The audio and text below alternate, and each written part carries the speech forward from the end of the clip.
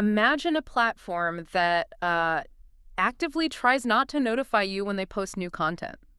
Like a studio that deliberately uploads videos with completely blank It's thumbnails. so wild. Right. It relies on artificial intelligence to help generate over 10 hours of ambient media and, I mean, practically begs you to hit the thumbs down button on their work. It's the total opposite of what you're supposed to do. Exactly. It sounds like a recipe for algorithmic disaster. Yeah. But welcome to the Storydoy Club. Today, our mission is to unpack this bizarre, incredibly beautiful, and honestly wildly countercultural multimedia art project known as the Storydoy channel. Mm-hmm. And we're going to do a really granular review of one of their specific music singles. It's track 260322, which carries the subtitle, Blue Reflections of Longing.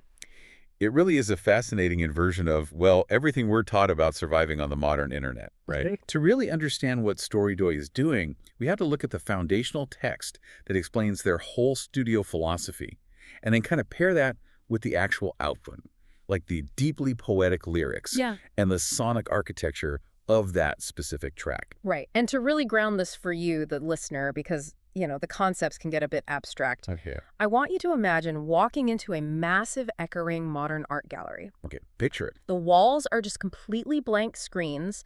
There's no velvet rope. There's no plaque telling you what the art means or how to feel about it. Yeah. Instead, the curator just walks up to you, hands you a tablet that controls the entire building and says, hey, you pick the lighting, you decide the sequence of the images. Oh, and you're in charge of the soundtrack, too. Wow. Yeah, that's exactly it. That is what interacting with the Storydoy channel is actually like. It isn't just a passive feed that you scroll through on your phone. It's a modular toolkit. That concept of a toolkit is the perfect way to frame their central ethos. Storydoy is a studio that uses AI to assist in creation, but, and this is key, a human is strictly leading the direction and the curation. Because we hear AI assisted all the time right now. All the time. Yeah. And it usually conjures up an image of someone just, typing a prompt, pushing a button, and walking away. Yeah, just letting the machine do the work. Right. But that is not what's happening here. The creators actually describe these pieces of art and music as messages in a bottle. Oh, I love that. It's this beautifully romantic concept. They're living singles that only truly take on an existence once the listener actually finds them and experiences them. Right, because if it was just pushing a button, it wouldn't have that kind of cohesive emotional resonance. Exactly. So, mechanically speaking, how does human-directed, AI-assisted art actually function in this context? Well, think of the human creator less like a solitary painter holding a brush, and more like a film director managing a massive, unruly crew of incredibly capable but totally literal AI tools. A literal crew. Okay. Yeah. The human director isn't physically building the sets or holding the boom mic. Instead, they're feeling hyper-specific parameters into these generative models.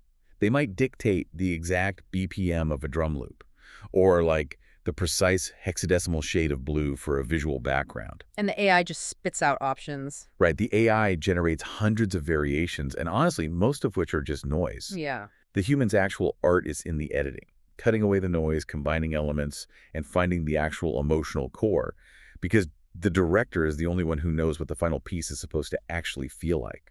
So the AI provides the volume and the raw materials, but the human provides the taste. Yes. The human acts as the filter.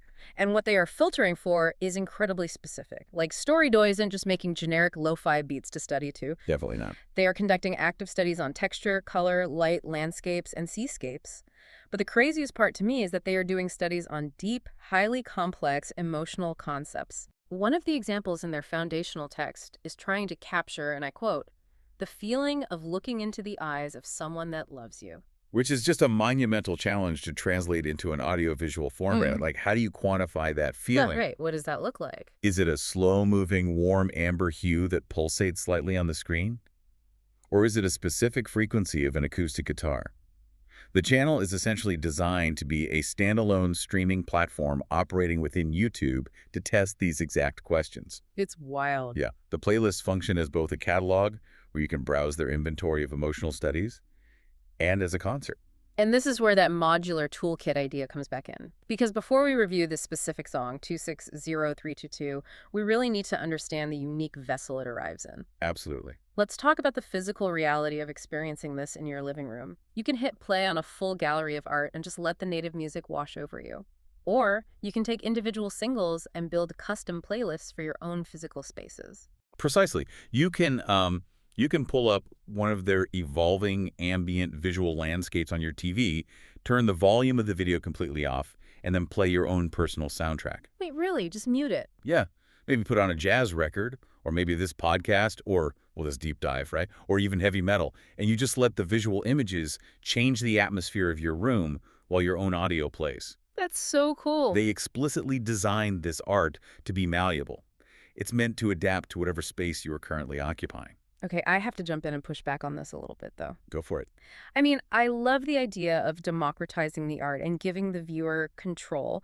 But from a practical, creative standpoint, if you are a studio, how do you maintain any kind of cohesive identity when you are intentionally handing over so much creative control to the final viewer? That's a fair question. And more importantly, let's talk about the elephant in the room, their video thumbnails. Ah, yes.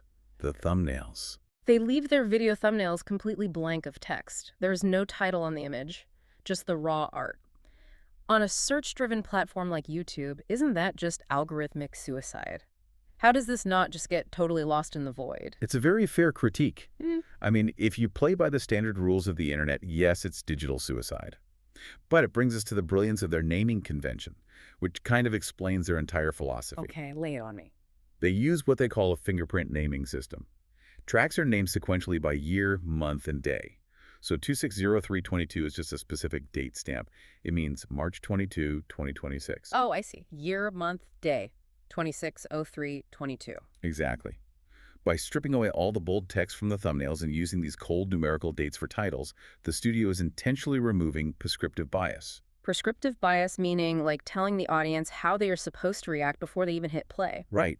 Think about it. If a creator uploads a video titled Heartbreak in the Rain with a crying face emoji and big red arrows on the thumbnail, you are instructed on how to feel before the first note of music even plays. Yeah, your reaction is totally predetermined at that point. Exactly.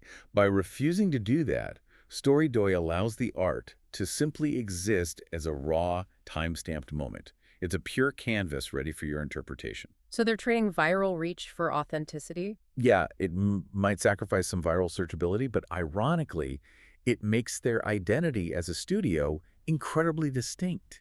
It's this quiet confidence. They aren't trying to shout over you. They are leaving space for you. That makes a lot of sense. It's not about maximizing clicks. It's about maximizing the purity of the interaction for the people who actually do click. Exactly. All right, well, let's actually pull a cork on one of these messages in the bottle. Let's look closely at the single 260322 and its subtitle, Blue Reflections of Longing. Let's do it. I really want to focus on the ideas of the words here first, because before we even get to the feeling of the music, the lyrics function as just a stunning piece of poetry. They absolutely do. When you look at the text of 260322 as a standalone poem, what is the core idea that stands out to you?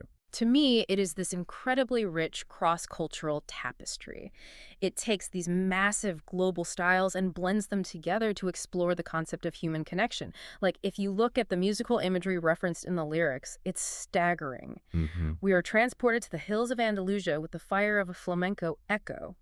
Then, in the next breath, we hear the deep, resonant call of the djembe from West Africa. Yeah, the rhythmic shifts are huge. And it doesn't stop there. We feel the communal flow of the samba from Brazil, the spinning grace of Colombian cumbia, and then the intimate whispers of modern reggaeton nights.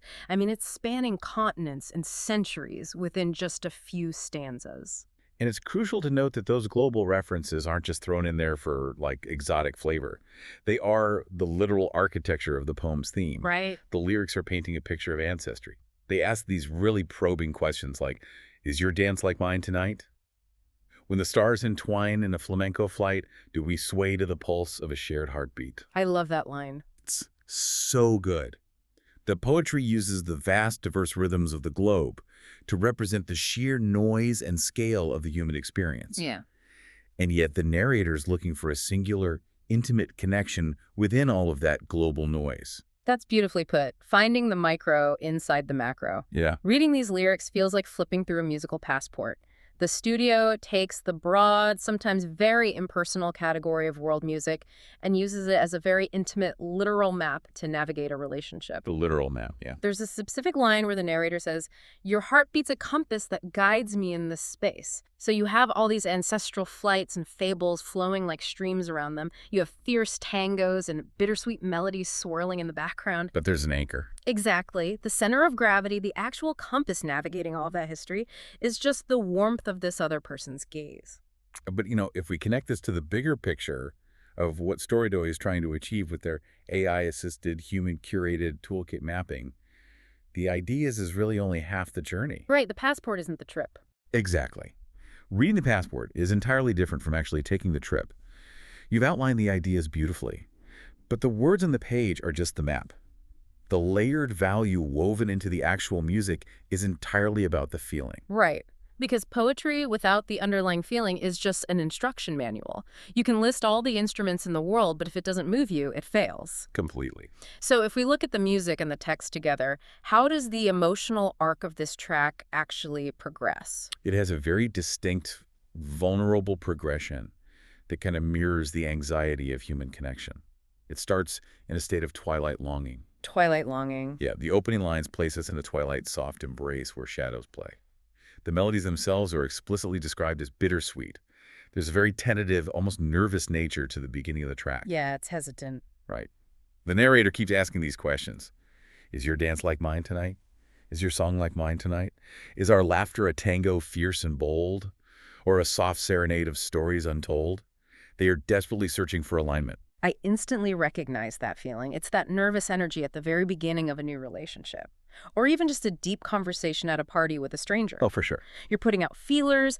You're trying to figure out if you're both hearing the same music in your heads, metaphorically speaking. You're waiting to see if your rhythms match before you fully commit to the dance. Precisely. It's raw vulnerability. But I want you to track how that feeling shifts as the night unfolds in the song. Okay. As the different rhythms are introduced, like as the djembe calls and the samba flows, the longing starts to transform into this undeniable warmth. Yeah. The lyrics shift from questioning to stating. Like they found the answer. Yes. They say, "In the warmth of your gaze, my spirit glows. The nervous questions stop. The uncertainty fades." And it ultimately reaches this incredibly joyous, secure resolution as dawn approaches. The text literally says, "In the embrace of the dawn, everything feels right." We celebrate life, a beautiful chain. That's the specific phrase that really stuck with me. It turns from this soft, tentative, almost fearful serenade in the twilight into a full-blown, confident celebration by morning. The beautiful chain of ancestry and rhythm finally connects them. And this raises a vital point about the studio's overarching mission. The layered value of this music lies exactly in how it captures that universal feeling of seeking a shared heartbeat. That's universal. Remember how we discussed their lack of prescriptive thumbnails? The blank canvases? Right. It perfectly embodies their ethos. This song, with its progression from twilight longing to dawn celebration, is just waiting for your own emotions to unlock its warmth. It doesn't tell you how to feel about the dawn. It just provides the space. Exactly. It provides a sonic framework of vulnerability, that beautiful chain of human connection, and invites you to attach your own memories, your own anxieties, and your own resolutions to it. It's essentially inviting you to bring your own personal dawn to the track. It's a true collaboration between the studio and the listener. A living message in a bottle. So if these profound ideas that we mapped out and these deep feelings in 260-322 resonate with you, the listener, the next logical question is, how do you actually engage with this massive ocean of art that Storydoy is actively creating? Because this isn't just a side project with 3 videos. Not at all. It is an incredibly active studio ecosystem. I mean, creations are occurring almost daily. To navigate this platform, you have to think of each individual video not as a destination, but as a key. A key to what? When you watch a video, the description contains links connecting you to various catalogs and custom playlists across the channel. They have over 10 hours of art currently available to explore, with more constantly being generated, curated, and added. 10 hours. That goes right back to the modular toolkit concept. Yeah. You could literally pull up one of their visual studies on your TV, put it in the background of a dinner party, or leave it on while you're reading a book, and just let the gallery run for the entire evening. And alongside all the music and the visual art, there's a narrative layer to this ecosystem as well. Oh, right, the story. There's an ongoing story unfolding on the channel, releasing a new chapter every Monday at 7 p.m. It's this constant rolling wave of creativity. Which is exactly why we strongly encourage you to check the description of this deep dive right now for more details on how to explore the platform. You should absolutely subscribe to the channel to show your support for this kind of human-led, AI-assisted art project. Definitely. But speaking of supporting the channel, here is where it gets really interesting to me. We are so conditioned to hear creators scream, smash that like button. Oh, constantly. But the Storydoy studio explicitly asks for thumbs down feedback just as much as thumbs up. Which is so rare. Their foundational text specifically notes that the music videos provide support for feedback with thumbs up or down. This proves it isn't just about collecting praise or vanity metrics. It's a genuine feedback loop for an active art studio. Yeah. Are we looking at a new communal model of artistic direction here? Because actively asking your audience to hit the dislike button is practically unheard of. It is unheard of, but it makes perfect scientific and artistic sense when you understand their respect for the viewer. Remember, they aren't trying to game a viral algorithm. They're trying to refine their studies of human emotion. Right. If a human director uses AI to generate a visual landscape that is supposed to represent longing, but the viewer watches it and feels, say, anxiety or boredom, a thumbs down is just as valuable a data point as a thumbs up. Because it tells them the experiment didn't work. They need that critical peer review to know if the experiment failed. And this deep respect for the viewer's psychological space extends to how they handle subscriptions as well. Subscribing is meant to be a gift to you, the viewer, not a leash. How so? Because they post so frequently, they intentionally limit subscriber notifications. Wait, really? They actively try not to notify you every time they drop a new video? Yes. They state very clearly in their text that there are not subscriber notifications during these continuous posts. They don't want to overwhelm your phone with push alerts or clutter your inbox. That's amazing. They want the channel to be a quiet catalog that you visit when you are ready for it, rather than a demanding digital presence just screaming for your limited attention. It's a testament to the fact that they truly respect your mental real estate. That is incredibly refreshing. It's like the ultimate anti-hustle culture approach to digital art. Seriously? It makes perfect sense, too. You don't get an aggressive push notification on your phone every time a painter hangs a new canvas in a physical art gallery, right? You just go to the gallery when you have the time and when you want to feel something. Exactly. You go when you are ready to explore. So what does this all mean for us as we officially wrap up our initiation into the Storydoy Club today? We've uncovered this really unique human-directed, AI-assisted ecosystem. We've seen how a human director can use generative models not as a crutch, but as a vast orchestra to curate hyper-specific emotional studies. We've analyzed the poetic ideas, that musical passport blending the djembe, flamenco, and samba into a literal map of ancestry. And we've tracked the deep emotional shift from the vulnerability of that twilight longing to the joyous celebration of dawn within 26:03:22. Exactly. And we've learned how to take these raw, time-stamped moments, strip away the prescriptive bias of the internet, and build our own custom art galleries without being bombarded by notifications. We've explored how a studio can strip away the noise, offering instead a blank thumbnail, a cryptic date stamp, and an open invitation to find a shared heartbeat in the art. Before we go, a quick reminder. Be sure to check the description of this deep dive for links to the channel. Go subscribe to Storydoy to unlock those 10+ hours of art. And remember to actually use that feedback loop. Yes, give them a thumbs up or even a thumbs down. Help the studio gather the data they need to grow and refine their emotional experiments. It's all part of participating in their canvas. It really is. And I want to leave you with one final thought to mull over. The creators of Storydoy refer to their artistic process as dreaming with eyes open. Dreaming with eyes open. I love that. They are constantly casting these unopened digital time capsules into the sea of the internet, trusting that someone, somewhere, will find them at the exact right moment. Yeah. So I want you to think about this. If you were to cast your own digital message in a bottle into the sea today, using your own specific curated mix of colors, sounds, global rhythms, and textures, what exact feeling would you try to capture for a stranger to find years from now? That is a beautiful question to sit with. Until next time, keep your eyes open and keep dreaming.